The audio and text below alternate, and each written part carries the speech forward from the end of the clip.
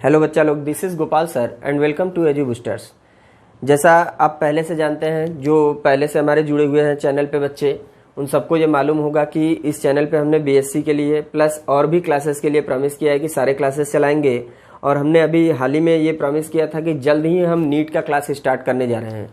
सो हमने आज से नीट का क्लास स्टार्ट कर दिया है, जो नीट के लिए होगा प्लस 11th-12th बोर्ड जो बच्चे दे रहे हैं एग्जाम, उनके लिए होगा। और पूरी एनसीईआरटी को हम रिवाइज कराएंगे, पढ़ाएंगे 1 by 1, पूरी लाइनर नोट होगी।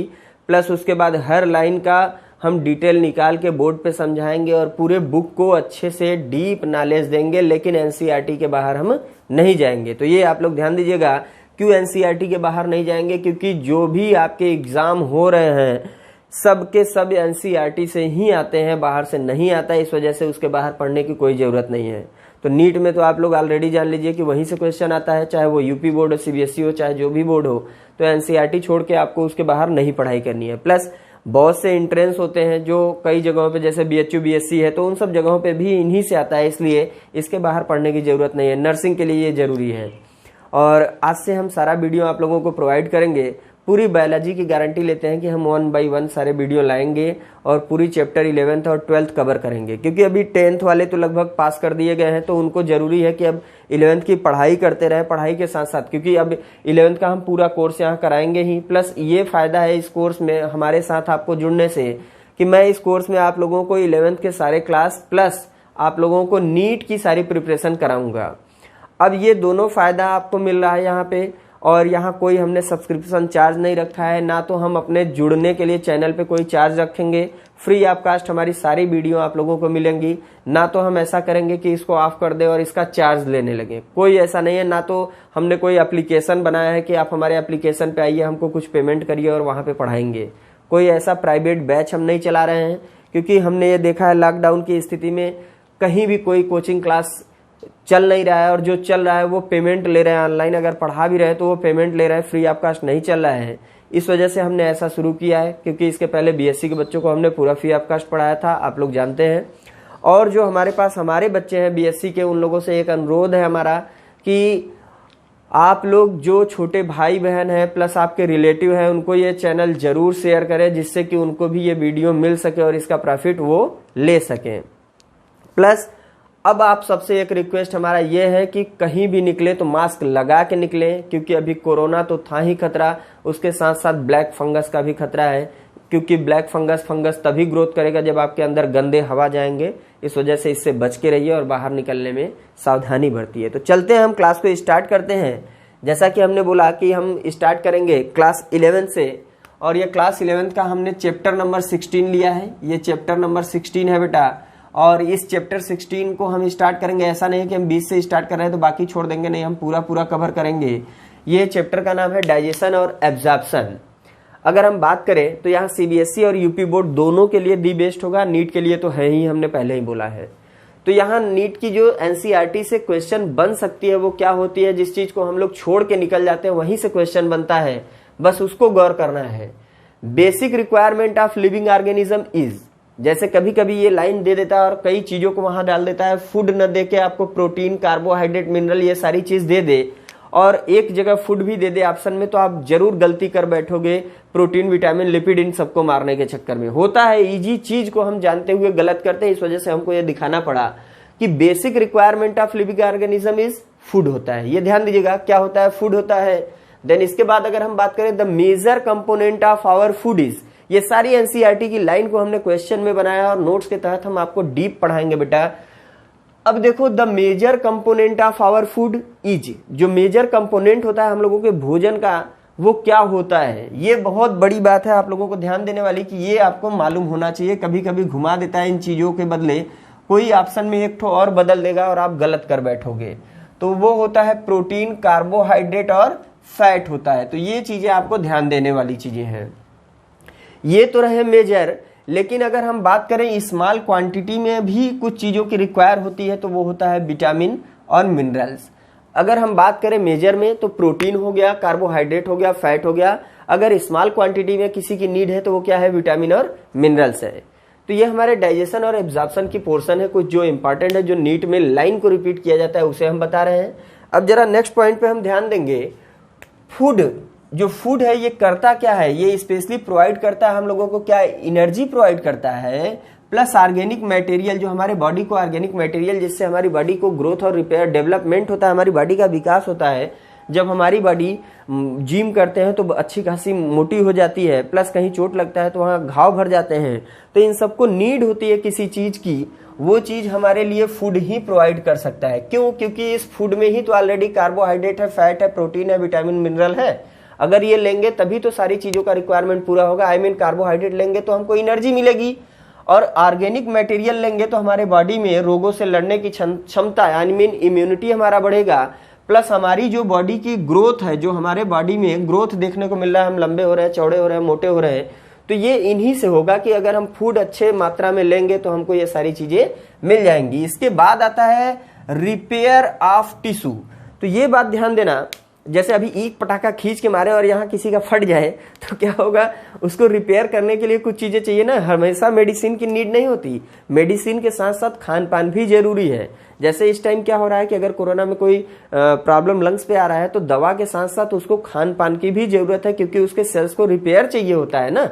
तो उस नीड में सबसे ज्यादा नीड किसकी आ रही है, उसको रिपेयर करने में ग्लूकोज की आ रही है ना, क्योंकि ग्लूकोज जा रहा है तभी तो रिपेयर तेजी से होगा, एनर्जी मिलेगा। और ये ग्लूकोज है क्या, ये एक्चुअल में है तो कार्बोहाइड्रेट, और ये कार्बोहाइड्रेट कहाँ मिलता है हमारे, यही तो मिलता है फूड में, यही चीजें हमने बोला ना। देन अगर हम बात कर लें कि इन सारी चीजों के साथ साथ हम लेते हैं, पानी भी पीते हैं अपने डाइजेशन में, हमारे भोजन में पानी का भी रोल होता है। यह पानी का क्या रोल होता है, या मेटाबॉलिक प्रोसेस, यानी जो भोजन हमारे अंदर जाती है उसको तोड़ना फोड़ना और इधर उधर घुमाना, पचाने के लिए हेल्प करना, तो ये मेटाबॉलिक प्रोसेस जरूरी है। और उस मेटाबॉलिक प्रोसेस के लिए क्या नीड है, वाटर की नीड है, क्योंकि वहां पे जो बड़े कंपाउंड से छोटे कंपाउंड में अगर तोड़ा जा रहा है तो वो कहीं ना कहीं मेटाबॉलिक प्रोसेस करना है, और उसको करने के लिए नीड होती है किसकी, वाटर की बहुत बड़ी नीड होती है। प्लस वाटर का दूसरा काम क्या होता है, ये प्रिवेंट करता है डिहाइड्रेशन, प्रिवेंट करता है डिहाइड्रेशन ऑफ बॉडी, यानी हमारे बॉडी को सूखने से बचाता है। ऐसा ना हो कि हमारे बॉडी की लाइट चली जाए, पानी पीने से क्या होता है, हमारा बॉडी हमेशा क्या रहता है, डिहाइड्रेशन से बचा रहता है। देन अगर हम बात करें दूसरी तरफ, तो जो हमारे फूड मटेरियल होते हैं, जैसे रोटी हो गया, चावल हो गया, दाल हो गया, ये हम खा रहे हैं, सब्जी हो गई, तो ये हम डायरेक्टली फार्म में पाते हैं, जैसे गेहूं, चावल, इन सबसे पाते हैं। तो उनसे हम रोटी बनाते हैं, लेकिन रोटी से हम क्या मिलेगा, हमको कार्बोहाइड्रेट मिलेगा, प्रोटीन, विटामिन, ये सारी चीजें लेंगे। तो वहां पे रोटी का जो रोल है और गेहूं का जो रोल है, वो एक प्रकार का बायोमैक्रोमॉलिक्यूल्स होते हैं, can not taken in direct form. इसको हमारी डाइजेस्टिव सिस्टम डायरेक्टली इंगल्फ नहीं कर सकती, डायरेक्टली नहीं ले सकती, और हमारे सेल को ऐसा तो नहीं रोटी हम यहाँ चिपका दे हमारा सेल ले लेगा, ऐसा नहीं हो सकता ना। उसको पहले क्या होगा कि सिंपल कंपाउंड में तोड़ा जाएगा, तब तो डाइजेस्टिव सिस्टम उसको इजीली क्या करेगा, सब जगह फैला सकता है। तो वही बात होती है। So digestive system converted biomacromolecule in simple substances, वो क्या करती है, जो लार्ज कंपाउंड होते हैं उनको सिंपल कंपाउंड में कन्वर्ट कर देती है। अब अगर हम बात करें दूसरी तरफ, यहीं से एक डेफिनेशन बनता है जो डाइजेशन का, द कन्वर्जन होता है, यानी जो बदलाव होता है, the conversion of complex food. Complex food का मतलब ये हमारी रोटी हो गई, ये रोटी क्या है, पूरे रूप से अगर देखा जाए तो एक प्रकार का स्टार्च है ना। तो इसको क्या किया जाए कि इसको कन्वर्ट किया जाए food substances, complex food substances into simple absorbable substances. Absorbable substances का मतलब क्या हुआ कि वो पदार्थ जो हमारे शरीर में अब मिल सके। भाई हम रोटी को नहीं ना अपने सेल में सारे बांट सकते, लेकिन यहां से अगर हम इस स्टार्च को तोड़ें तो ये डाइसैकेराइड में टूटेगा, और डाइसैकेराइड से ये मोनोसैकेराइड में टूटेगा, आई मीन किस में टूट जाएगा, ग्लूकोज में, और हमारे सारे सेल ग्लूकोज को आसानी से एब्जॉर्ब कर सकते हैं। तो सिंपल एब्जॉर्बेबल, ये पॉइंट याद रखने वाली है कि सिंपल के साथ एब्जॉर्बेबल, जो जिसको एब्जॉर्ब किया जा सके, ऐसे सबस्टेंसेस जो कन्वर्ट कर रहा है किसको, कॉम्प्लेक्स फूड कन्वर्ट हो रहा है किसमें, सिंपल एब्जॉर्बेबल सबस्टेंस, इसी को क्या कहा गया, called digestion. I mean digestion का डेफिनेशन समझ में आया, कॉम्प्लेक्स फूड सबस्टेंसेस को सिंपल एब्जॉर्बेबल सबस्टेंसेस में कन्वर्ट करना ही क्या है, डाइजेशन कहलाता है। अब नेक्स्ट हम बात करेंगे कि डाइजेशन होता कैसे, ये कैरी होता है दो प्रोसेस के द्वारा, दो डाइजेस्टिव सिस्टम के द्वारा, मतलब हमारे जो डाइजेस्टिव सिस्टम है इसी के द्वारा ये क्या होता है, कैरिड किया जाता है। और ये डाइजेस्टिव सिस्टम में 2 स्टेप्स इन्वॉल्व होते हैं। कौन कौन? एक होता है मैकेनिकल, एक होता है बायोकेमिकल मेथड। अगर हम मैकेनिकल और बायोकेमिकल मेथड की बात करें तो पहले हम रोटी को क्या करेंगे, लेते हैं, मुंह में कूचते हैं, पीसते हैं, चबाते हैं। आई मीन अगर हमने सेव लिया तो सेव को काटेंगे, कूचेंगे, पीसेंगे, चबाएंगे, ये हम करेंगे ना, तो वो हमारा होगा मैकेनिकल या फिर फिजिकल, जिसको हम कहते हैं क्या, मैस्टिकेशन, च्यूइंग, ये सारी चीजें क्या होती है, हमारी मैकेनिकल होती हैं। लेकिन उसी समय हमारे मुंह में मौजूद लार और हमारे अंदर बॉडी में जब ये फूड मटेरियल बोलस के रूप में अंदर जाने लगता है तो वहां पे भी बहुत सारी चीजें होती हैं जो उसको लिक्विड में, एंजाइम्स जो होती हैं वो उसको लिक्विड में बनाने लगती है, आई मीन काइम की तरह बनाने लगती हैं। तो वहां जब ये सिंपल एब्जॉर्बेबल सब्सटेंसेस में कन्वर्ट होने लगता है तो उस समय यह रोल निभाता है बायोकेमिकल मेथड। तो इस विधि को हम जरा डायग्राम के तहत जरा देख लेंगे, वो डस्टर दीजिएगा। अब हम लोग डायग्राम में देखेंगे कि ये पूरी डाइजेस्टिव सिस्टम जो हमारी है कैसे काम करती है, जरा देख लिया जाए। आप लोगों को अच्छे समझ में आ गया? स्क्रीनशॉट लेना चाहे तो ले ले। चलते हैं आगे। ये सिर्फ हमने इसके इंट्रो को दिया, एक प्रकार से डाइजेशन आपको बताया। अब डाइजेशन में हमने ये बताया कि जो प्रोटीन, विटामिन, लिपिड, मिनरल्स, ये सारी चीजें हैं ये एब्जॉर्ब हो रही हैं और एब्जॉर्प्शन हो गया यहाँ पे।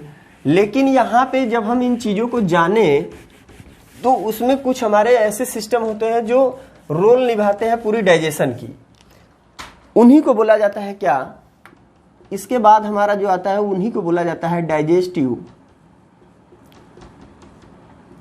सिस्टम। अब जरा हम डाइजेस्टिव सिस्टम पढ़ने से पहले एक स्टेप समझ लेते हैं। बॉडी में कुछ स्टेप्स होती है, जैसे यहाँ पे एक पर्सन हो गया, ये हो गया कोई पर्सन, इसको हमने दिया यहाँ से सेव, ये हो गया सेव, तो ये सेव को उठा के लाएगा, अपने मुंह में डालेगा।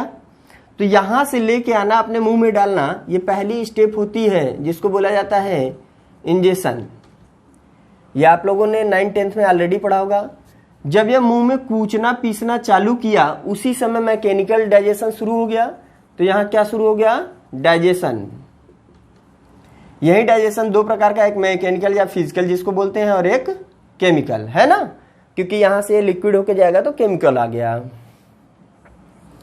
अब अगर हम बात करें तीसरे पे आता है, इंजेक्शन हो गया, आई मीन हमने भोजन को लिया, फिर उसको कूचा पीसा चबाया, फिर उसके बाद क्या होगा कि अब ये आगे जाना चाहेगा तो एब्जॉर्ब करेंगे सेल, इसको क्या करेंगे, एब्जॉर्ब करेंगे, तो हो गया एब्जॉर्प्शन।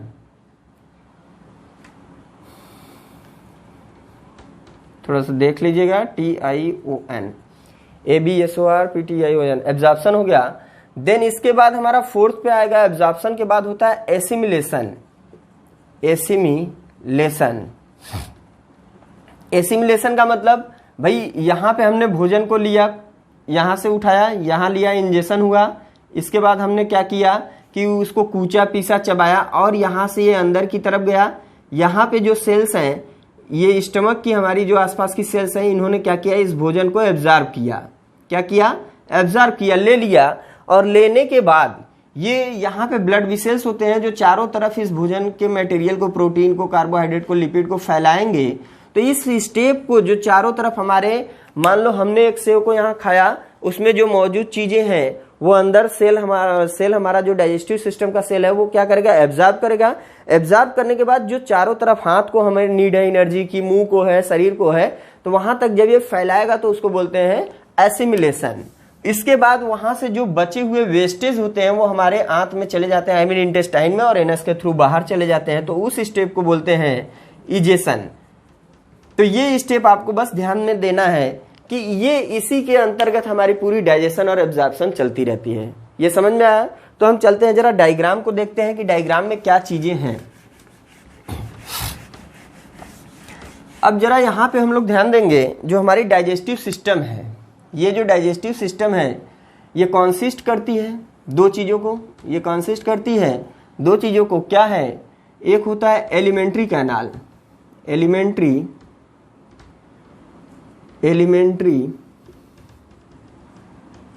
कैनाल, और दूसरे पे हमारा क्या है, यानी कि यहाँ पे हम ऑप्शन कर दे, दूसरा एलिमेंट्री कैनाल हो गया, और दूसरा होता है एसोसिएटेड ग्लैंड, एसोसिएटेड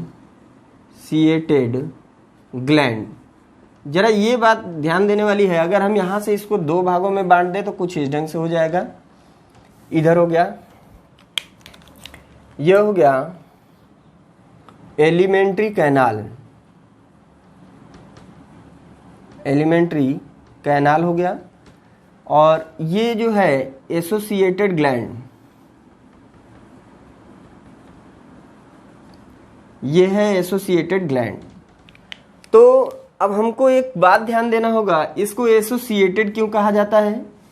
जो एलिमेंट्री कैनाल होता है ये हमारा माउथ टू एनस होता है, माउथ टू एनस होता है, और ये कुछ इस ढंग से, मान लो यहां से हम ऐसे दिखाएं तो कुछ इस ढंग से ऐसे एक नली के रूप में, ट्यूब के रूप में फैला रहता है। यहाँ पे हो गया स्टमक कुछ इस ढंग से। तो अगर हम बात करें तो ये जो है एसोसिएट किया हुआ है, इससे जुड़ा हुआ है। अगर माउथ के पास बात करें तो यहाँ से ऐसे कुछ, यहाँ पे ऐसे, और यहाँ पे लीवर वाला पोर्शन हो गया ऐसे, पैंक्रियाज हो गया यहाँ पे ऐसे, कोई भी इसके अंदर नहीं आएगा, एलिमेंट्री कैनाल के अंदर नहीं आएगा। वो सब बाहर से बाहर मौजूद है, और एक नली होती है, डक्ट होती है, हर किसी के पास अपना अपना डक्ट है। उस डक्ट के द्वारा ये एलिमेंट्री कैनाल से क्या है, एसोसिएट है, जुड़े हैं। इसलिए इनको दूसरा नाम भी दिया गया है, क्या, एक्सोक्राइन ग्लैंड, एक्सोक्राइन ग्लैंड। ठीक है, ये दिमाग में आप लोग सेट कर लीजिएगा कि इसका दूसरा नाम भी बोला जाता है एक्सोक्राइन ग्लैंड, कंफ्यूजन नहीं होना चाहिए। हमने प्रॉमिस किया है पूरा 1 बाय 1 पूरी एनसीईआरटी की लाइन आप लोग मिलाएंगे, वो एनसीईआरटी की लाइन ही हम एक्सप्लेन कर रहे हैं बेटा, और आपके माइंड में सेट कर देंगे। आपको नोट्स बनाने की जरूरत नहीं होगी, आप सिर्फ और सिर्फ एनसीईआरटी ही पढ़ लेंगे तो आपके लिए पूरा परफेक्ट हो जाएगा। चलिए अब यहां हम देखते हैं, ये एलिमेंट्री कैनाल में पहला पार्ट आता है माउथ। क्या आता है? माउथ आता है। माउथ है क्या, पहले हम बात कर ले तो एलिमेंट्री कैनाल की एंटीरियरली, ये क्या है, एंटीरियर पे पाया जाने वाला, एंटीरियर यानी सबसे फर्स्ट पार्ट, एंटीरियर पे पाए जाने वाली ओपनिंग है, और स्टार्ट, बेगिन, या यहां से आप कर सकते हैं एलिमेंट्री कैनाल यहीं से क्या होता है, बेगिन होता है, शुरू होता है। ठीक है, तो यहां से ये शुरू होता है। अगर हम बात करें कि माउथ से ही एलिमेंट्री कैनाल की स्टार्टिंग हुई है, देन इसके बाद हम बात करेंगे माउथ के बाद अगर कोई आता है तो वो है बक्कल कैविटी। बक्कल कैविटी को ही बोला जाता है ओरल कैविटी। इसको हम अभी डीप में देखेंगे। देन इसके बाद आता है हमारा फेरिंग्स, ये हो गया फेरिंग्स। फेरिंग्स के बाद आता है ओइसोफेगस, ओइसोफेगस जो ट्यूब की तरह होता है। देन आता है इसके बाद स्टमक। अब स्टमक के बाद अगर हम बात करें तो इंटेस्टाइन है, जहां पे दो भाग होते हैं, इंटेस्टाइन हो गया। और इंटेस्टाइन के बाद आ गया रेक्टम। रेक्टम को उसी में जोड़ भी दिया जाता है, कहीं कहीं कहीं अलग भी लिख सकते हो, कोई दिक्कत नहीं है। देन आता है एनस। तो ये तो हमारे रहे क्या, एलिमेंट्री कैनाल। 1 बाय 1 हम इसको समझाएंगे, अभी जस्ट समझाएंगे। इसके बाद अगर हम बात करें यहाँ पे जो हमारे एक्सोक्राइन ग्लैंड या एसोसिएटेड ग्लैंड है, तो इसमें हमारा पहले पे आता है सलिवरी। सलिवरी क्या, ग्लैंड। इस सलिवरी ग्लैंड में स्पेशली 3 होते हैं। यहां पे ध्यान देने वाली बात है जो हमारे एनसीईआरटी में लिखा हुआ है। पहला होता है कान के पास, यहाँ चिक्स पे पैरोटिड, पैरोटिड होता है। इस पैरोटिड को चिक बोलते हैं, यानी एक कान के पास गाल पे ही होता है, इसलिए पैरोटिड या चिक बोला जाता है। देन इसके बाद आता है सबलिंगुअल। सबलिंगुअल ये कहाँ होता है, ये हमारे जस्ट नीचे, जीभ के नीचे होता है, below the tongue. Below the tongue ये कर सकते हैं, बिलो द टंग। तो इतना याद रखना, जीभ के नीचे हमारा जो होता है, जीभ के जस्ट नीचे, यहाँ पे ऐसे, यहाँ ये पोर्शन पे सबलिंगुअल। देन इसके बाद आता है सब मैक्सिलरी। सब मैक्सिलरी या फिर इसी को बोलते हैं सब मैंडिबल। सब मैक्सिलरी या सब मैंडिबल बोला जाता है इसी को। ये हमारा जो होता है ये जस्ट यहाँ पे होता है, ये जो ये वाली होती है ठोड़ी या आगे की दांत जो होती है, अंदर से अगर देखें जहां पे जीभ जाके टकराता है अंदर दांतों से, जस्ट उसके नीचे। ठीक है, तो वहां पे होता है ये वाला। अब इसके बाद अगर हम बात करें तो इसके बाद हमारी जो ग्लैंड है वो आती है कौन सी, लीवर। लीवर के बारे में पूरा डीप पढ़ाना है और जानते भी हो, कुछ हम बताएंगे भाई। ऑलरेडी लीवर जानते हो सबसे बड़ी ग्लैंड होती है कि इसका वेट कितना होता है 1.2 to 1.5 kg एक एडल्ट मैन में होता है, तो ये आप लोग अच्छे से जानते हो। देन यहाँ पे हम बात करेंगे पैंक्रियाज, इन सब की बारी आएगी ग्लैंड में, हम उसको भी एक्सप्लेन करेंगे बेटा। पहले हम बात कर लेते हैं एलिमेंट्री कैनाल की। तो चले हम, अब ये आप लोग अगर स्क्रीनशॉट लेना चाहो तो ले लो, क्योंकि अब डायग्राम हम जरा बना के दिखा दें। अब इसकी डायग्राम पे अगर हम जाएंगे, जरा डायग्राम को देख लिया जाए किस ढंग से होता है, और उस डायग्राम पे हम जरा इनको दिखाना चाहेंगे। उस पे देखने से पहले जरा हम इस चीज को बता दें, ये जो हमारी बक्कल कैविटी हमने बोला अभी हम एक्सप्लेन करेंगे। बक्कल कैविटी क्या है, यहाँ पे जो ये ओपनिंग होती है माउथ वाली, कुछ इस ढंग से अगर यहाँ पे हम ऐसे देखें तो ये इसके पास क्या होता है, माउथ में दांत होता है और यहाँ पे होता है जीभ, ये होता है ना जीभ। तो ये जीभ यहाँ से अटैच होता है, हमेशा याद रखना इससे अटैच होता है। ये जीभ किससे अटैच होता है, हमारे जो लोअर जा है, और यहाँ जो मसल्स होती है उसको बोला जाता है, इसका जो हमारे लोअर जा से अटैच करता है टंग को, उसको बोला जाता है फ्रेनुलम। फ्रेनुलम से ये जीभ अटैच होती है। और यहाँ पे हो गया दांत, ये दोनों का रोल क्या होता है, यानी भोजन को कूचने, पीसने, चबाने और लुगदी बनाने में इनका रोल दिखलाई देता है। तो चले हम डायग्राम की तरफ, मेन डायग्राम देखें, फिर उसके बाद इन सबको देखा जाएगा।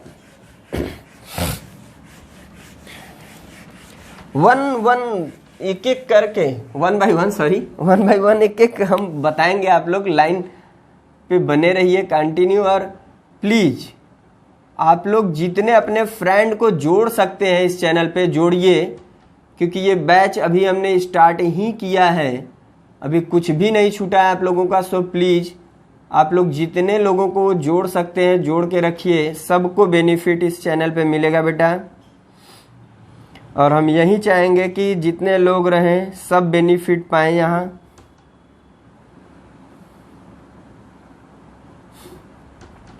और सबको बेनिफिट पाने के लिए हमने free of cost channel start भी किया है, ऐसा तो है नहीं यहाँ पे कोई कास्ट हम ले रहे हैं।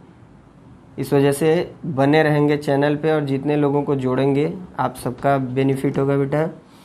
तो ये रहा डायग्राम, थोड़ा सा डाइजेस्टिव सिस्टम का हम देख लेते हैं। एकदम लाइन पे बने रहिए, और सबको, जितने लोगों को आप लोग जोड़ सकते हैं जोड़ लीजिएगा फ्री ऑफ कास्ट। बताइए कि यहाँ पे Gopal sir edu boosters channel continue class देंगे आप लोगों को, पूरे नीट की तैयारी कराएंगे बेटा, कोई चार्ज हम लेने वाले नहीं हैं। ऐसा नहीं है कि हम क्लास चालू करके आप लोगों से चार्ज वसूल करें, ऐसा कुछ नहीं है। और ना ही हम अपने एप्लीकेशन पे भेजेंगे कि आप लोग जाइए एप्लीकेशन पे जुड़ जाइए और हमको पेमेंट करिए।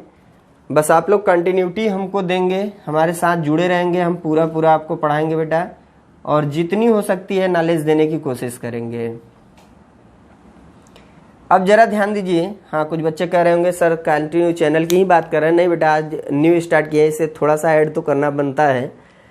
अब यहाँ पे ध्यान देने वाली बात क्या है कि जब हम इस ह्यूमन बीइंग की डायग्राम को देखेंगे बेटा, तो इस ह्यूमन बीइंग के डायग्राम में ये वाली पोर्शन जो होती है इसको कहते हैं माउथ। माउथ से सिर्फ और सिर्फ बाहर से जो फूड मटेरियल होता है उसको हम क्या करेंगे, इंजेक्शन वाला काम या इंगल्प करेंगे। ये जो स्पेस यहाँ पे दिखलाई दे रही है इसी को बोला जाता है क्या, बक्कल कैविटी। ये है बक्कल कैविटी, यानी ओरल कैविटी या बक्कल कैविटी इसी को बोला जा रहा है, क्योंकि यहाँ पे थोड़ी सी स्पेस होती है, टंग होती है, टीथ होती है। अभी टंग और टीथ का डायग्राम और फार्मूला भी बताएंगे, इसलिए चैनल पे लास्ट तक बने रहें।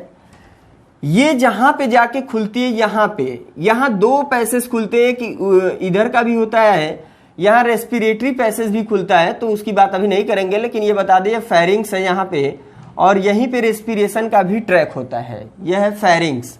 ठीक है, क्योंकि अभी यहाँ हम जब एपिग्लाटिस पढ़ेंगे तो एपिग्लाटिस क्या करता है, यहीं पे ऐसे एपिग्लाटिस बना होता है, ये एपिग्लाटिस क्या करता है, इसको इस द्वार को बोलते हैं ग्लाटिस, इसको बोलते हैं ग्लाटिस द्वार, यानी ग्लाटिस की ओपनिंग है, जहां से हम लोग क्या करेंगे, ये एपिग्लाटिस क्या करता है, जब इधर से एक रेस्पिरेटरी हमारा जो ट्रैक्ट होता है यहीं से आके अटैच होता है, और ये इस साइड से, नीचे की साइड से इधर चला जाता है। ठीक है, तो यहाँ पे एक रोल होता है, ये एपिग्लॉटिस क्या करता है, जब हम भोजन ले रहे होते हैं तो ये ढक्कन की तरह, हम दूसरे कलर से दिखाना चाहेंगे, ये ढक्कन की तरह होता है, आई मीन एक कैप की तरह इधर की तरफ लुढ़क जाएगा और इसको बंद कर देगा और जो भी हम भोजन लेंगे वो सीधे इधर चला जाएगा। ठीक, और इसीलिए सांस नहीं लेना चाहिए भोजन करते समय, नहीं ये रेस्पिरेटरी ट्रैक्ट में भी आके फंस सकता है।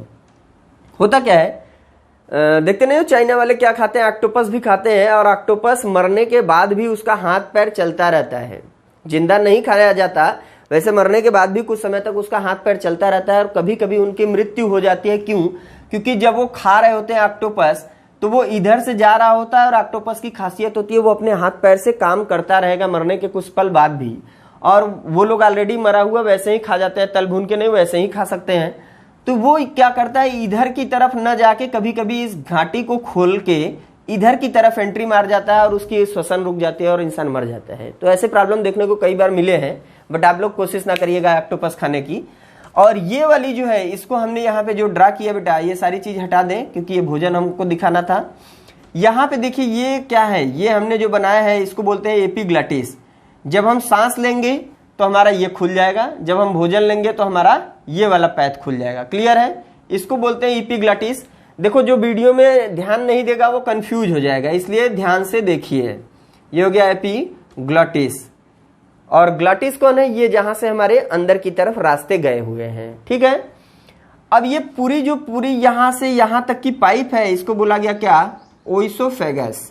ये है ओइसोफेगस, ये एक ट्यूब है, ये एक ट्यूब की तरह होता है और इसमें कोई ग्लैंड नहीं होती। म्यूकस मेम्ब्रेन तो हर जगह होगा लेकिन यहाँ पे ग्लैंड नहीं होती।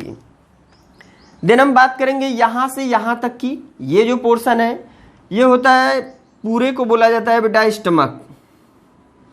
लेकिन अगर हम इसकी सेक्शनिंग करके देखें तो यहीं पे हमारा, अगर हम बात करें बॉडी का, हमारी बॉडी जो होती है कुछ इस ढंग से ऐसे आगे की तरफ ऐसे रहती है, और यहाँ पे हमारे दोनों साइड पे ऐसे लंग्स होते हैं, इधर इधर लंग्स हो गए। थोड़ा सा और नीचे कर देंगे तो ये जो पोर्शन होती है ये चेस्ट से सटी हुई होती है, यहाँ सटी हुई होती है जगह।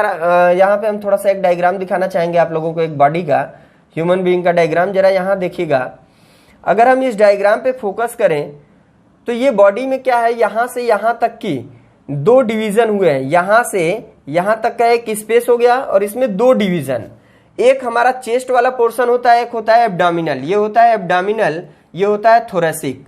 और हमारा जो स्टमक है वो यहाँ पे सिचुएटेड है। स्टमक जो है लेफ्ट साइड में, लेफ्ट साइड में यहाँ पे ऐसे, अगर हम लेफ्ट साइड में ऐसे खड़े हो जाएं तो यहाँ पे है ना, लेफ्ट साइड में ऐसे है, यहाँ पे है, और ये सटा हुआ कहाँ है, सटा हुआ है जस्ट यहाँ पे, और ये ऐसे हर्ट होता है, यहाँ हर्ट होता है, और इधर इधर होता है लंग्स। चलो ये हो गया लंग्स। तो ये वाली पोर्शन जब इसके पास से आती है ना तो यहाँ पे जो आके खुलती है ओइसोफेगस, जहां पहले खुलती है, ये जहां पे ये ओइसोफेगस पहले खुलती है, इस पोर्शन को अगर हम बात करें तो इसको बोला जाता है कार्डियक। ये स्टमक का ही पार्ट है लेकिन इसको बोला गया कार्डियक। क्यों कार्डियक बोला गया? क्योंकि ये हार्ट से सटा हुआ रहता है, हार्ट से सटा हुआ रहता है। पहली ओपनिंग जो ओइसोफेगस की होती है यहीं पे होती है, इसलिए इसको बोला जाता है कार्डियक। कभी कभी खाना खाने के बाद जलन होता है, लोग कहते हैं दिल में जलन हो रही है, तो नहीं, वो पेट में जाके भोजन जलन देता है तो हार्ट में फील आती है क्योंकि ये वहां पे सटा हुआ है। अब हम बात करेंगे इतनी पोर्शन जो सेंटर में है ये होती है फंडिक या फंडस बोला जाता है। क्या बोला जाएगा? फंडस बोला जाएगा। देन इसके बाद अगर हम बात करें तो ये वाली पोर्शन जो यहाँ की यहाँ तक की है, यहाँ तक की, इसको क्या बोला जाएगा? इसको बोला जाएगा पाइलोरिक। अभी कुछ पोर्शन और भी है डायग्राम में, थोड़ा सा रह जाएगा। ये हो गया पाइलोरिक, पाइलोरिक। ठीक है, अब जरा हम ध्यान देंगे एक बात कि जब हम ओइसोफेगस से यहाँ नीचे उतर रहे होते हैं भोजन को लेके, भोजन को यहाँ जब लेके नीचे उतर रहे होते हैं तो एक यहाँ क्लोजिंग डोर होता है और एक क्लोजिंग वाल्व यहाँ होता है। दो जगह पे वाल्व होता है। जो इसका नाम है वो क्या है? ये होता है, ये ओइसोफेगियल, ओइसोफेगियल स्फिंक्चर है, गैस्ट्रो ओइसोफेगियल स्फिंक्चर। इसको क्या बोला गया? गैस्ट्रो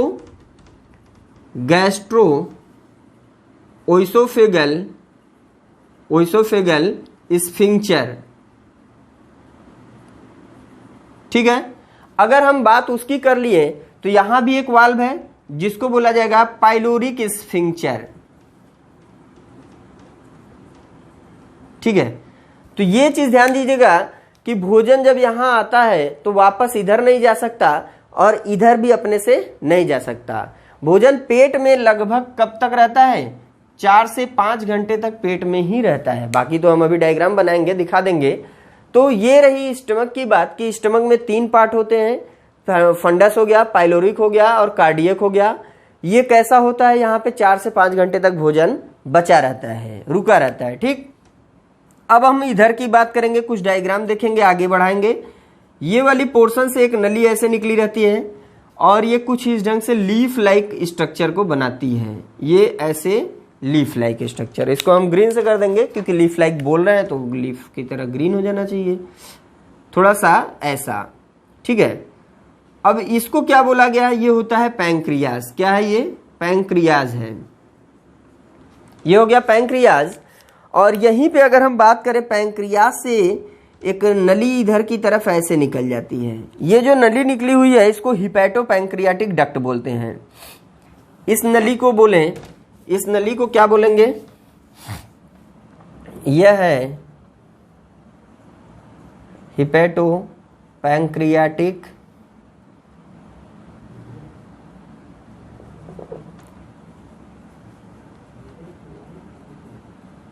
पैंक्रियाटिक डक्ट है। ठीक, इसको क्या बोलेंगे? ये है डियोडेनम। ये डियोडेनम क्या है? डियोडेनम जिसको आंत का पहला पार्ट बोला जाता है। इंटेस्टाइन यहीं से शुरू हो गई है, स्मॉल इंटेस्टाइन यहां से स्टार्ट हो चुकी है। देन अगर हम इस नली की बात करें तो ये आगे की तरफ ऐसे चली जाएगी, कुछ इस ढंग से ऐसे डायग्राम इसका दिखलाई देगा, कुछ इस ढंग से। ठीक, अब ये वाली पोर्शन जो यहाँ पे दिखलाई दे रही है, ये क्या चीज है? ये हो गया लीवर। ये क्या है? लीवर है। ये हो गया लीवर। ये हो गया गाल ब्लैडर। ये है गाल ब्लैडर। गाल ब्लैडर, यहां से जो नली इसके पास है, गाल ब्लैडर की जो नली है, इसको बोलते हैं सिस्टिक डक्ट। इसको क्या बोलेंगे? Cystic duct. ठीक, ये जो अटैच है, जो इसमें अटैच है हिपैटो पैंक्रियाटिक डक्ट में लीवर का जो पोर्शन आके अटैच है, इन सबको मिला के बोला जाता है, इसको मिला के बोला जाता है। अब कहां से निकालें? चलो यहां से निकाल लेते हैं। इसको बोला जाता है बाइल डक्ट। क्या बोलेंगे? Bile duct. ये हो गया बाइल डक्ट। ठीक है, नेमिंग थोड़ा सा इधर ज्यादा मिक्स हो गया होगा, सर वैसे कोशिश रहा है 1 by 1 हमको समझाने की, समझाए होंगे। अब यहां से ये ध्यान देना कि ये जो नली यहां से ऐसे होके यू ट्यूब की तरह, यू ट्यूब की मतलब यू ट्यूब की नहीं, यू लाइक स्ट्रक्चर, यहां से जो पाइलोरिक से ऐसे ये देख रहे हो ऐसे मुड़ा हुआ है, ये स्मॉल इंटेस्टाइन का पार्ट है, इसको हमने बोला डेडुनम। ये हो गया डियोडेनम। देन इसके बाद ये आगे की तरफ जब बढ़ी है, यहां से ऐसे जाके अंदर की तरफ यहां ऐसे खुल जाती है। ठीक है, अंदर यहां तक खुलती है। तो ये वाले पोर्शन को हम क्या बोलेंगे? ये है जेजुनम। ये है जेजुनम। ये हो गया जेजुनम। जेजुनम जाके जब खुलता है नीचे तो यहां तक जेजुनम है, लेकिन ये लास्ट में अंदर की तरफ मोर क्वाइल्ड ट्यूब में खुलती है। ये बहुत ज्यादा क्वाइलिंग एक ट्यूब होता है जिसमें जाके ये जेजुनम खुलती है, उसको बोला गया इलियम। इलियम बोला गया। और इलियम स्मॉल इंटेस्टाइन का सबसे लास्ट पार्ट और लॉन्ग पार्ट होता है। तो ध्यान देना, स्मॉल इंटेस्टाइन में 3 पार्ट होते हैं। क्या क्या? एक होता है डियोडेनम, जेजुनम, यहाँ पे है जेजुनम, और उसके बाद आता है क्या? इलियम। ठीक है, ये 3 पार्ट स्मॉल इंटेस्टाइन के हो गए। देन ये स्मॉल इंटेस्टाइन का जो इलियम है एक ब्लाइंड पार्ट में जाके खुलता है। किस में जाके खुलता है? ब्लाइंड पार्ट में जाके खुलता है। इसको बोला जाता है सीकम, और ये लार्ज इंटेस्टाइन का पार्ट हो जाता है। ये है सीकम। सीकम जो है लार्ज इंटेस्टाइन का पार्ट होता है। इस सीकम के पास बहुत सारे क्या होते हैं? माइक्रो ऑर्गेनिज्म आके रहते हैं, जैसे बैसिलस वैसिलस जो होता है यहीं पे पाया जाता है, सीकम में ही पाया जाता है। और यहीं से एक वर्मी फॉर्म स्ट्रक्चर बना रहता है, लटका रहता है नीचे की साइड, इसी सीकम से अटैच, जिसको क्या बोला जाता है? अपेंडिक्स बोला जाता है। क्या बोला जाता है? अपेंडिक्स बोला जाता है। और ये क्या करता है? कभी कभी इंसानों को बहुत ज्यादा बीमार कर देता है, जैसे फीवर आ जाना और वोमिट आना, भोजन का न पचना, ये सारी चीजें, पेट में दर्द। तो उस टाइम क्या होता है? इसको काट के हटा देना ही उचित होता है, क्योंकि ये बॉडी का कोई पार्ट नहीं है, ये एक वेस्टिजियल ऑर्गन है जो एनसीईआरटी में लिखा गया है। Vermiform appendix is a vestigial organ of human body. ये एक अवशेषी अंग है। ठीक है बेटा, तो चलते हैं आगे। सीकम आगे बढ़ते हुए जो पार्ट में ऐसे ऊपर की तरफ जा रहा है, ऐसे ऊपर की तरफ, तो इसको बोलते हैं एसेंडिंग कोलन। क्या बोलेंगे? एसेंडिंग। एसेंडिंग क्या है? कोलन। ये हो गया एसेंडिंग कोलन, ये वाली पोर्शन। अब हम बात करेंगे यहां पे जो ये वाली पोर्शन है जो ऐसे लेटी हुई है, एक ऐसे था, एक ऐसे लेटा हुआ है, तो इसको बोलते हैं क्या? Transverse colon. ये है ट्रांसवर्स कोलन, हो गया। देन इसी के बाद यहां पे जो इस साइड ऐसे है, क्योंकि ये पैथ बन गया ना ऐसे जाते हुए, ऐसे अगर एरो को देखो, एरो को ऐसे देखिए तो आपको दिखलाई दे रहा होगा, ये एरो देख रही है, ठीक। ये वाली पोर्शन को अगर हम यहां लिखे तो ये हो गया डिसेंडिंग कोलन, ये हो गया डिसेंडिंग कोलन। अब यहां तक कंप्लीट हुआ। इसके बाद इसको सिग्मॉइड कोलन बोलते हैं, सिग्मॉइड कोलन। कोई बहुत बड़ा इसका कहीं है नहीं, एनसीईआरटी में भी जिक्र नहीं है। ये हम जरा देख लेंगे, ये वाली पोर्शन क्या होती है, जो थोड़ी सी बड़ी सी चेम्बर नुमा होती है और यहाँ पे आउटसाइड ओपनिंग होता है, तो इसको बोला जाता है, इस पोर्शन को बोला जाता है रेक्टम। ये होती है रेक्टम, जिसमें क्या होते हैं? अनडाइजेस्टेड वेस्ट मटेरियल को बहुत देर तक स्टोर किया जाता है, और फाइनली क्या होता है? बॉडी से जो वेस्ट मटेरियल होता है उसको यहाँ पे मौजूद एनस के थ्रू क्या किया जाता है? शरीर से बाहर कर दिया जाता है। तो ये हमारी रही पूरी एलिमेंट्री कैनाल। थोड़ा बहुत अगर नहीं समझ में आया होगा तो आप लोग कोशिश करिएगा कि वीडियो को अच्छे से देखें, क्योंकि हम जब जब नेमिंग किए उसको देख लेंगे तो आपको क्लियर होगा। तो ये क्लियर है तो स्क्रीनशॉट ले लीजिए। अब चलते हैं थोड़ा सा आगे। ये चीज ध्यान दीजिएगा, जो एपिग्लॉटिस है ये कार्टिलेजिनस मसल्स का होता है, ये पूछा जाता है यहाँ पे, ठीक है। तो यहाँ हम बात करेंगे अब बक्कल कैविटी में जो चीजें हमने देखी अभी। यहाँ पे बक्कल कैविटी की अगर हम बात करें, थोड़ा सा इधर हम कर दें, यहीं पे आप लोग देख सकते हैं। यहाँ पे अगर हम बात करें बक्कल कैविटी की, तो यहाँ होता है क्या? हम लोगों का दांत होता है। दांत स्पेशली क्या होता है, इधर मिटार दे क्या, यहाँ पे आप लोग आसानी से देख सकते हो।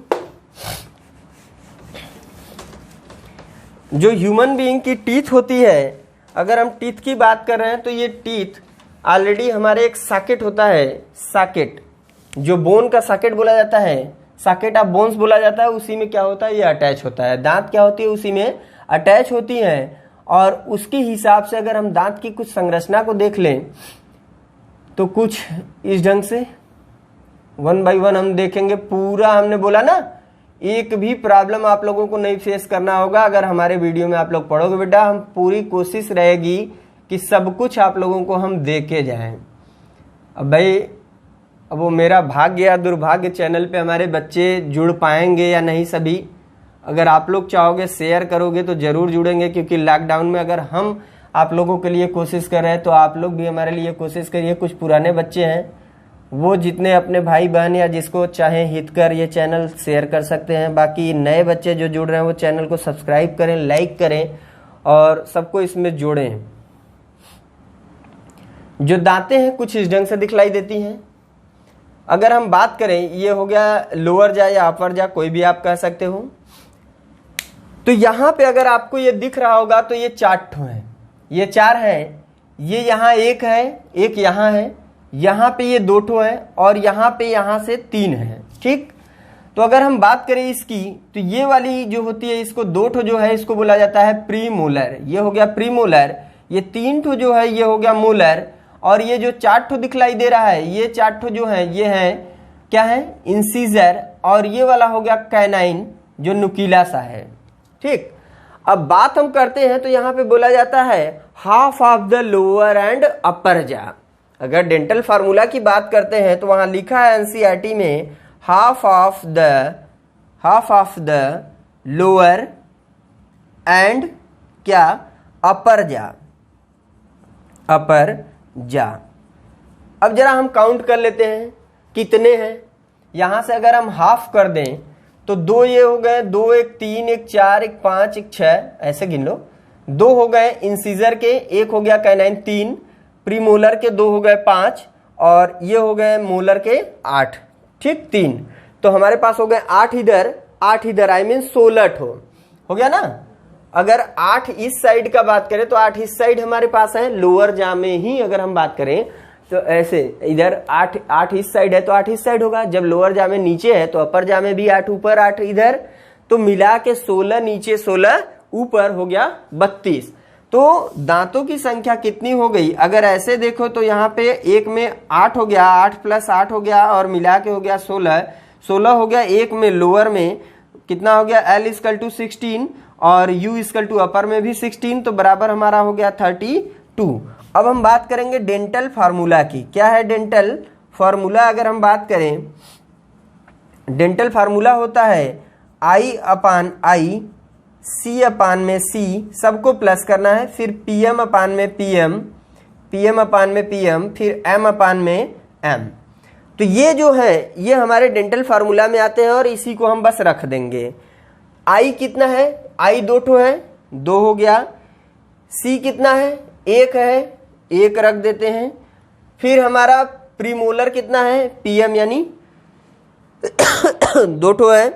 फिर M कितना है? 1 2 3 है, 3 हो गया। तो जो हमारा ऊपर है वही हमारा नीचे 21 23 गुणे क्या हो गया?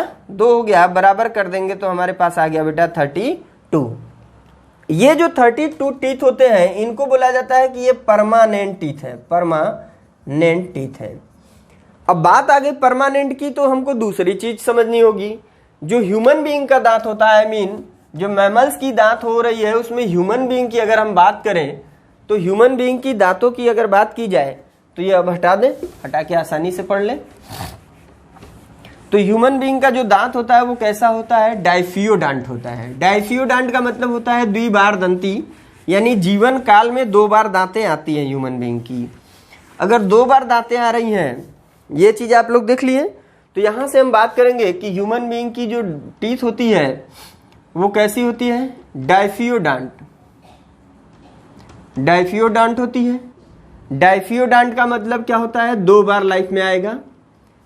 तो चलो ये तो समझ में आया, लेकिन यहां पे अगर हम बात करें तो मैन में अगर ह्यूमन बीइंग में हम बात करें तो एक होता है मिल्क टीथ, मिल्क टीथ होता है जिसको डेसिडियस टीथ भी बोला जाता है।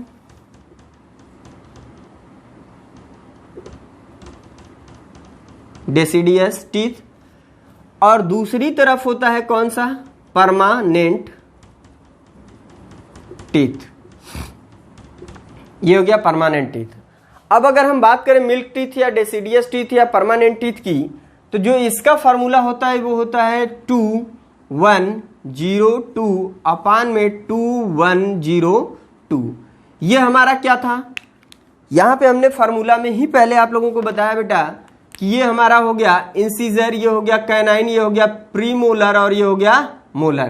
तो अब ये आपको क्लियर समझ में आ जाना चाहिए कि जो बच्चे होते हैं उनमें प्रीमोलर नहीं है, लेकिन यहां पे एक और माइनस है, एक और माइनस है। इसका मतलब यहां 3 था लेकिन है कितना? 2 ही है। अगर हम इसका फार्मूला देखें इस वाले का तो कितना है? 21 23 है, 21 23 है।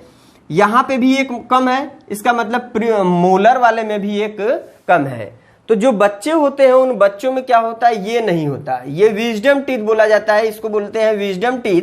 ये जो छोटे बच्चे होते हैं इनमें इसका अभाव होता है, ये दांत नहीं होगा छोटे बच्चों में, ये नहीं होगा। और उसके बाद ये प्रीमोलर जो 2 ठो यहां पे था ये नहीं होता है। बाकी ऐसे दांत बच्चों का दिखलाई देगा। अगर हम बच्चों की दांतों की संरचना करें बात तो कुछ इस ढंग से दिखलाई देता है। जो छोटे बच्चे होते हैं कभी आप ध्यान से देखेंगे तो उनकी ये दांतें होती हैं। अब ये दांतें हैं तो अगर हम इसकी बात कर लें तो यहाँ फार्मूला के अकॉर्डिंग हम देख लेंगे और यहाँ भी देख लेंगे। 2 1 3 और 2 5, फिर 5/5, 5/5 गुणे 2 बराबर कितना हुआ? 10 बराबर 20। तो 20 दांत होता है मिल्क टीथ। अब इसके बाद यहाँ पे अगर हम बात करें कि ये तो हमने समझ लिया कि ये कैसे होते हैं, डाइफियोडांट होते हैं। लेकिन ये हमने पहले ही बोला था कि हमारे दांत एक बोन की सॉकेट होती है यहाँ जबड़ों में, उसके अंदर से निकले होते हैं, जुड़े होते हैं, अंदर घुस घुस के निकले होते हैं। इसलिए इनको क्या बोला जाता है? थीकोडांट बोला जाता है। थीको क्या बोला गया? थीकोडांट। इस चीज को आप लोग लिख लीजिएगा एग्जाम में जरूर पूछता है, नीट के एग्जाम में पूछता है बेटा। थिकोडांट के बाद हमारे दांत कैसे हैं, कहीं इंसीजर है, कहीं कैनाइन है, कहीं प्रीमोलर। तो मोलर 4 प्रकार के दांत हैं, इसलिए हम लोगों में जो दांत होती है उसको बोलते हैं हेट्रोडोंटी या हेट्रोडोंट। क्लियर? तो ये चीज समझ में आया बेटा। तो अब हम बात कर लेंगे डायग्राम की। जो दांत की डायग्राम एक्चुअल में होती है वो कैसी दिखलाई देती है। अगर हम बात करें इसके डायग्राम की तो ये डायग्राम कुछ इस ढंग से होता है। ठीक, यहां जो दांत होती है ये ऑलरेडी हमने अभी बताया कि ऐसे मसूड़े में धस के निकलती है, कुछ इस ढंग से ऐसे धसी रहती है। ये हो गया, ये वाली पोर्शन को बोलेंगे क्या, ये होता है गम या मसूड़ा। ये क्या है, गम है, जो मांसल पोर्शन हम लोगों की होती है। और यहीं पे नीचे सैकेट टाइप का रहेगा, उसमें धसा रहेगा हड्डियों के बीच। और इसमें ये जो स्पेस आप लोग देख रहे हो, यहां से ऐसे नर्व्स निकले रहते हैं, कुछ ऐसे ऐसे क्या होते हैं, नर्व्स निकले रहते हैं।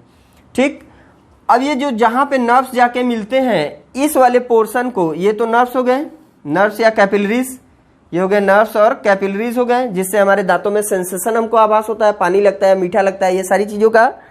यहां एक धूसर सा पदार्थ होता है जिसको धूसर सा पदार्थ बोला जाता है। ये भरी हुई एक सेल्स की स्पेसेस होती है, पूरी सेल्स भरी होती है, इसमें बहुत सारी सेल्स भरी होती हैं और इसको बोला जाता है पल्प कैविटी। पल्प कैविटी बोला जाता है। क्या बोला गया, ये हो गई पल्प कैविटी। होता क्या है, पल्प कैविटी से बार बार सेल्स बनते जाते हैं, आगे की तरफ ऊपर उठते चले जाते हैं और उठ उठ के एक बड़ी सी एरिया क्रिएट कर देते हैं, एक बड़ी सी एरिया को क्रिएट कर देते हैं जिसमें पूरे व्हाइट व्हाइट मैटर भरे होते हैं, जिसमें पूरे क्या होते हैं, व्हाइट व्हाइट मैटर भरे होते हैं। और दांत का सबसे ज्यादा बड़ा पोर्शन यही होता है, जिसको बोला क्या जाता है, डेंटाइन। क्या बोला जाता है, डेंटाइन। और जब धरती पे सब कुछ भले ही खत्म हो जाए, लेकिन वो अवशेष हमारे बॉडी का बच जाएगा, जो सबसे हार्डेस्ट होता है उसे बोला जाता है, लास्ट वाले पोर्शन को, इनामेल। इनामेल, ठीक है। तो ये हो गया इनामेल। देन इसके बाद अगर हम बात करें इनामेल की, तो यहां पे अगर हम बात करें तो ये सबसे चमकीला और ऊपर वाला पार्ट होता है, जिसको अगर घिस दोगे तो दांत काली और पीली पड़ जाएगी। अब ऐसे अगर देखें तो ये लास्ट वाली पार्ट राजमुकुट की तरह है, इसलिए इसको बोला जाता है क्राउन। क्या बोला गया, क्राउन। यहां पे जो दांत को ऐसे मसूड़े से जोड़ा हुआ है, इसको बोलते हैं बेटा, ये वाली पोर्शन को बोलते हैं सीमेंट। क्या बोलते हैं, सीमेंट। सीमेंट बोलते हैं, और सीमेंटम भी कहीं कहीं मिल जाएगा, सीमेंट बोलेंगे। अब जरा हम बात करें जहां पे ये जुड़ा हुआ पोर्शन है, ये इतना पोर्शन जहां सीमेंट इसको जोड़ के बोला है, इसको बोलते हैं नेक। ये दांत का क्या होगा, नेक होगा। और जहां से दांतें निकलती है, ये वाली पोर्शन को बोला जाता है रूट। ये डायग्राम बनाना चाहे तो एक बार आप लोग बना ले या स्क्रीनशॉट ले ले, ठीक है। और वीडियो अगर अच्छी लग रही हो तो लाइक करें और चैनल को जरूर सबको शेयर करते रहें, क्योंकि अगर आपको भी पूरा वीडियो चाहिए नीट का फ्री ऑफ कास्ट, हम पूरा नीट का एनसीईआरटी की 1-1 लाइन एक्सप्लेन कर रहे हैं बेटा। भाग के बहुत तेज भगा के हमको कोई फायदा नहीं है। अगर हम चाहें तो सट से एक्सप्लेन करें और चले जाएं, कोई प्रॉफिट नहीं होगा। आप 1 by 1 समझते चलो, ठीक है। तो चलते आगे।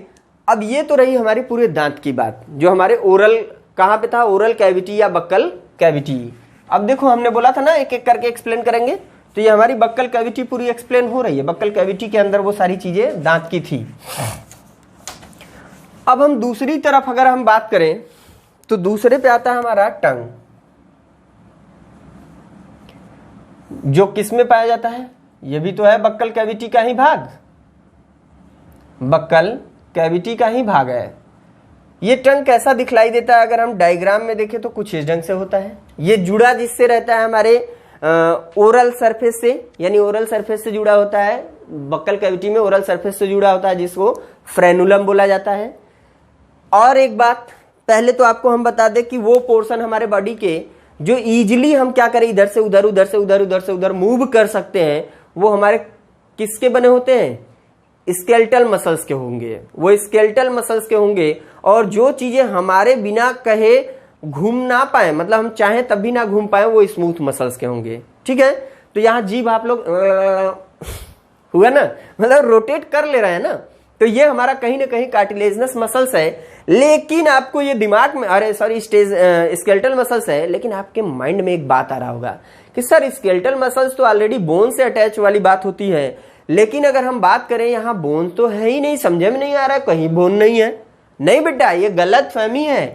यहाँ पे एक एच शेप का एच शेप का कुछ इस ढंग से बना हुआ एक बोन्स होता है, कुछ इस ढंग से बना हुआ हम लोगों के तालू में अंदर एक बोन्स होता है जिसको बोला जाता है हायाइड बोन्स।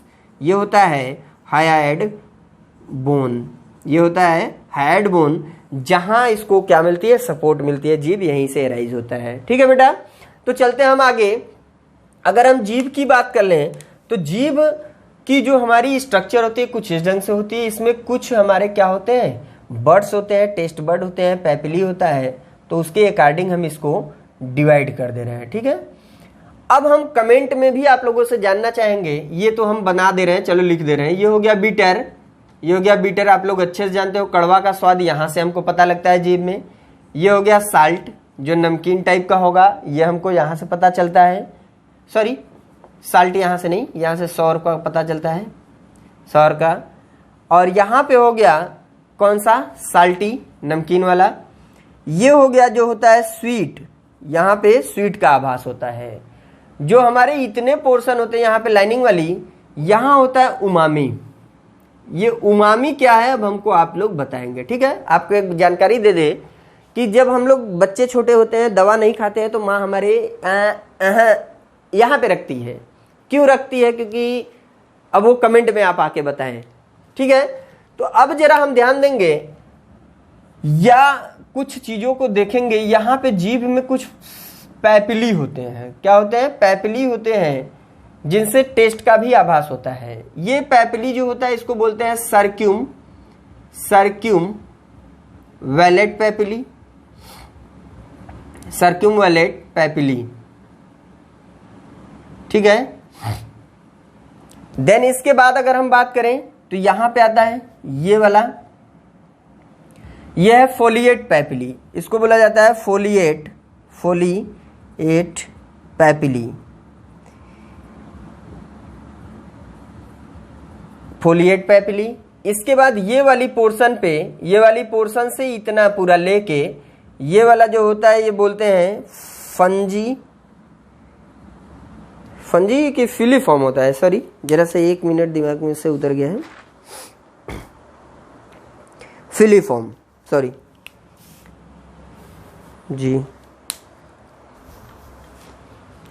ये होता है फिलीफॉर्म पैपिली, ये होता है फिलीफॉर्म पैपिली, फिलीफॉर्म पैपिली हो गया।